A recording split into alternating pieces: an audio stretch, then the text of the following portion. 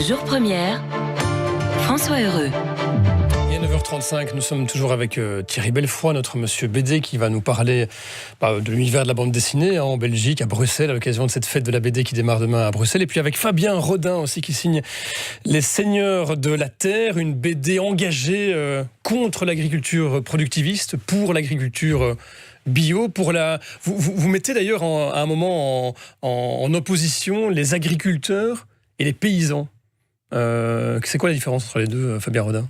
C'est pas vraiment les agriculteurs et les paysans, c'est surtout le fait que les jeunes agriculteurs qui se lancent aujourd'hui, ou les moins jeunes d'ailleurs, qui se lancent en tout cas, qui font un retour à la terre, souvent le font dans le bio, heureusement d'ailleurs, et ils redonnent des lettres de noblesse à ce terme de paysan dont les autres ne voulaient plus entendre parler, parce qu'ils ne voulaient pas se faire appeler paysan, c'était un peu une sorte d'insulte. Ouais. Il y a aussi une charge assez lourde contre la consommation de viande en Europe et dans le monde occidental actuel. Vous dites que finalement il y a énormément de ressources naturelles qui pourraient servir à nourrir les gens, les êtres humains qui servent à nourrir le bétail. Les céréales nécessaires à la production d'1 kilo de steak nourrirait une personne pendant 1 mois. Oui. Si on veut changer, il faut qu'on prenne conscience. Tant qu'on n'a pas conscience, on n'a pas de responsabilité. Il en va de même d'ailleurs pour l'eau et les sodas, puisque vous en parlez dans cette partie sur la délocalisation en Inde d'une grande compagnie de soda. Je ne vais pas la nommer, mais tout le monde comprendra. Ce sont des millions de litres d'eau dans un pays qui est quand même pas pourvu en eau particulièrement par rapport à d'autres. Mais c'est un drame absolu.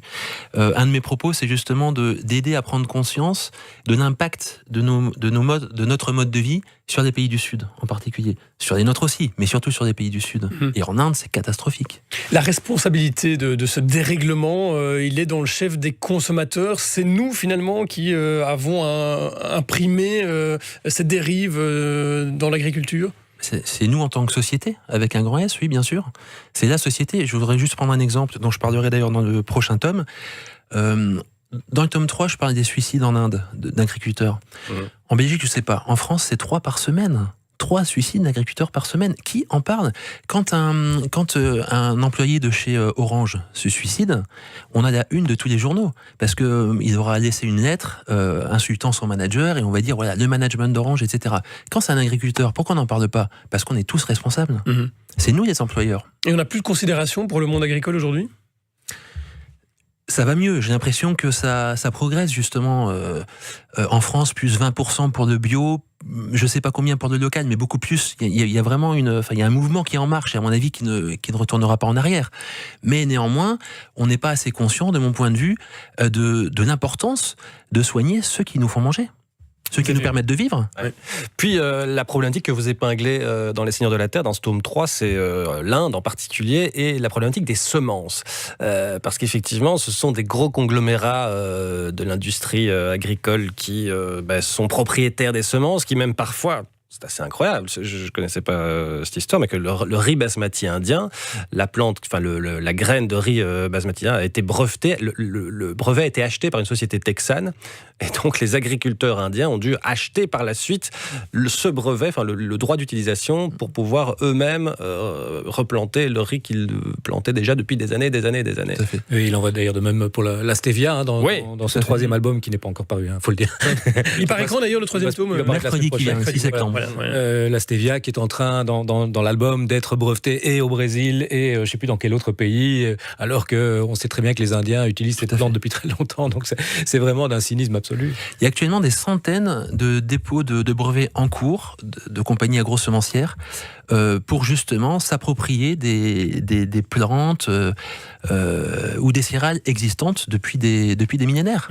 Et oui, c'est vrai que c'est incroyable. Ce sont des compagnies qui arrivent en Amérique du Sud ou en Afrique et qui disent « Ah tiens, j'ai découvert ça, maintenant ça m'appartient ». Si ça fonctionne, en effet, il faut payer une redevance pour les utiliser. Un petit mot quand même de l'actualité, Fabien Rodin. Vous avez suivi le dernier scandale en cours, puisque c'est pas encore totalement terminé. La présence de fipronil dans les œufs, substance interdite qu'on utilise pour traiter les poux dans certains élevages de poules. C'est pas le premier scandale ici en Europe occidentale. On n'a pas encore de vraie prise de conscience qu'il y a quelque chose qui tourne pas rond dans certains pans de l'agriculture moderne. Ben, c'est clair, et puis bon, si on parle de ce genre de sujet, on est obligé, à mon avis, de parler un petit peu de politique, parce que tout ça est l'objet de grosses décisions. Pourquoi est-ce que le politique ne s'intéresse pas au vrai sujet? Si on parle par exemple de l'agriculture, plutôt que d'interdire, je sais pas moi, j'ai entendu hier chez des amis ici en Belgique qu'il y a eu un mouvement de protestation.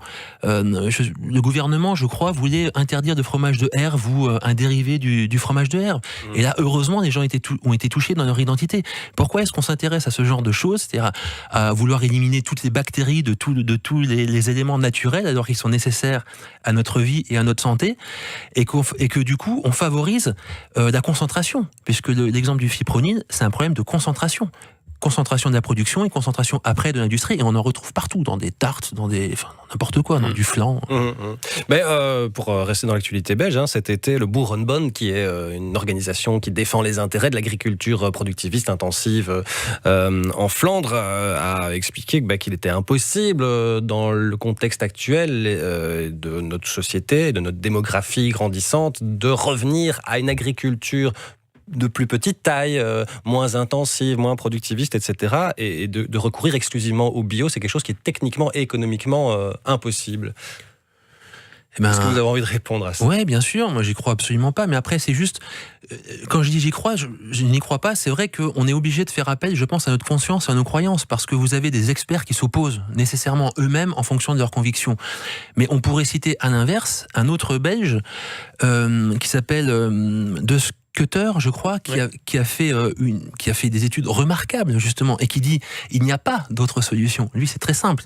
Il faut arrêter de raconter n'importe quoi. Si on veut nourrir 7-8 milliards de personnes, on doit en revenir absolument à une agriculture de proximité et vivrière, et arrêter de raconter qu'on nourrit la planète alors qu'on affame les pays du Sud. Non, mais qu'est-ce que vous dites à tous ceux, et ils sont nombreux parmi les consommateurs, qui disent ouais, c'est bien beau de manger bio, circuit court, local, mais ça coûte beaucoup plus cher que de se nourrir dans les grandes surfaces ou dans le commerce classique? Alors de une, ça coûte de moins en moins beaucoup plus cher. Ça coûte effectivement souvent un petit peu plus cher. Nous, familialement, en tout cas quand on fait des courses, on le voit bien. Donc il y a très peu maintenant de différence et on est bio le plus possible, pas loin de 100%. Donc ça, c'est une première chose, ouvrir quand même vraiment les yeux.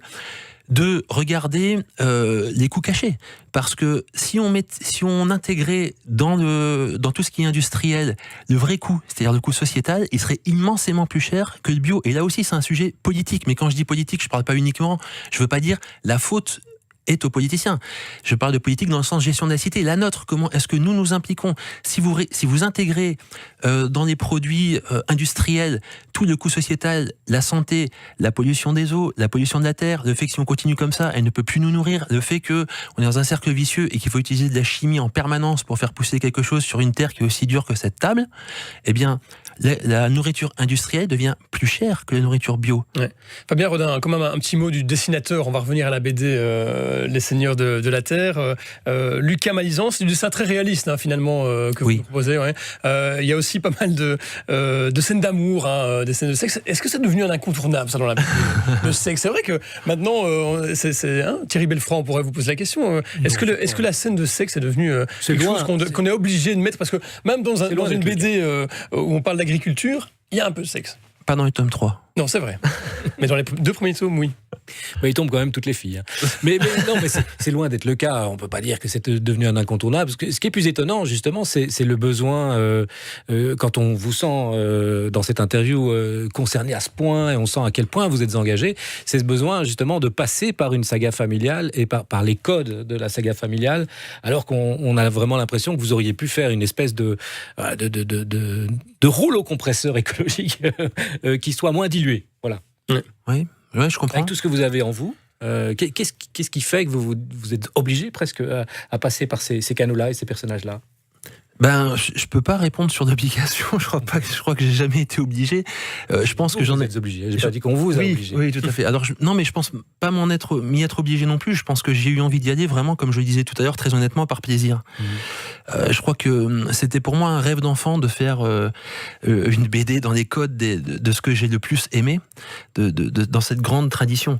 Est-ce que c'est le mieux ? Est-ce que c'est ce qui touche le plus de monde ? Je l'ignore totalement. Les Seigneurs de la Terre, c'est le titre de votre bande dessinée en 3 tomes. Le dernier tome, le 3e, sort mercredi prochain. Fabien Rodin, vous restez encore quelques minutes avec nous, ainsi que Thierry Belfroid. On va parler de la fête de la BD avec vous dans quelques instants.